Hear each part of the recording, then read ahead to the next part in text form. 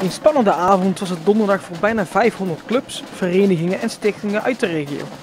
Zij mochten samen namelijk €150.000 verdelen tijdens de finale van de Clubkastcampagne. Nou, de Rabo Clubkastcampagne is een campagne die we voeren waardoor leden kunnen stemmen op hun favoriete club. Elk lid van onze bank kan 5 stemmen uitbrengen en elke stem vertegenwoordigt een waarde. En we hebben ook het bedrag verhoogd naar €150.000. Dat is een heleboel geld. Dat betekent dat elke stem die een lid heeft uitgebracht €2,95 vertegenwoordigt.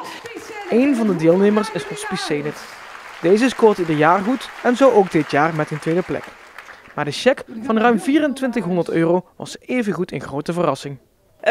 Nou ja, het blijft natuurlijk altijd spannend, maar wij hebben 120 vrijwilligers. We hebben het bekendgemaakt op onze Facebookpagina, in onze nieuwsbrief. Ja, we hebben heel enthousiaste vrijwilligers en donateurs. Dus ik denk dat zij massaal gestemd hebben op ons. Ja. Ook Harmonie Sint-Catharina Leuneveulen-Heide mocht een mooi bedrag in ontvangst nemen.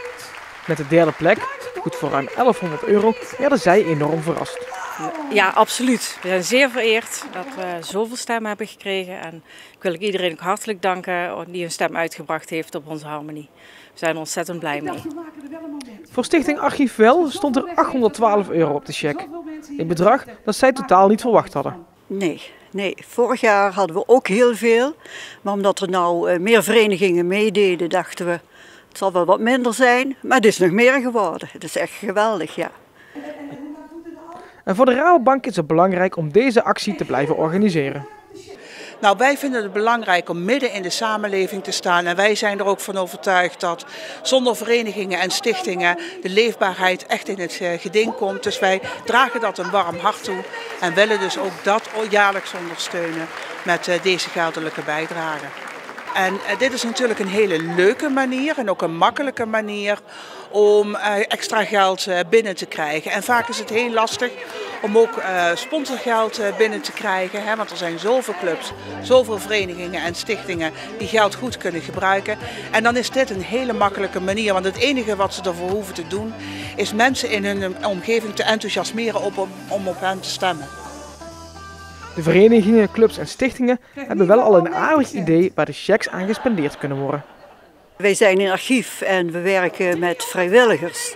En we krijgen geen enkele subsidie van provincie, gemeente of wat dan ook. Gelukkig hebben we veel vrienden die voor €25 per jaar ons steunen. Maar dat is niet toereikend, want we zijn ook openbaar. We huren een ruimte in de Buun in Wel. Dat moet ook betaald worden. En ja, dus we kunnen het heel goed gebruiken. We hebben een website die onderhouden moet worden en op tijd vernieuwd.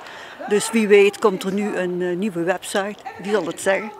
In 2020 bestaat onze Harmonie 100 jaar. Daar willen we een leuk feestje van maken met allerlei activiteiten in dat jaar. En het is fijn om daar een beetje geld voor te hebben om wat te kunnen organiseren. Dus in die pot gaat het. Ja, de commissies zijn net opgestart om alles voor te bereiden. Het gaat denk ik in de richting van een promsconcert. Dat is toch voor de muzikanten ontzettend leuk om te spelen en voor het publiek heel leuk om naar te luisteren.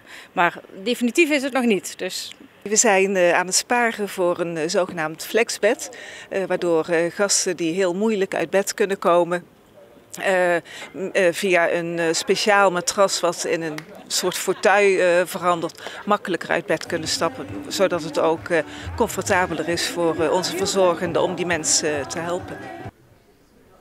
Speeltuin Mart Roeven uit Grubbevorst wist niet meer stemmen te halen dan Hospice Zenit. Ze kreeg de hoogste cheque van €2458 uitgereikt.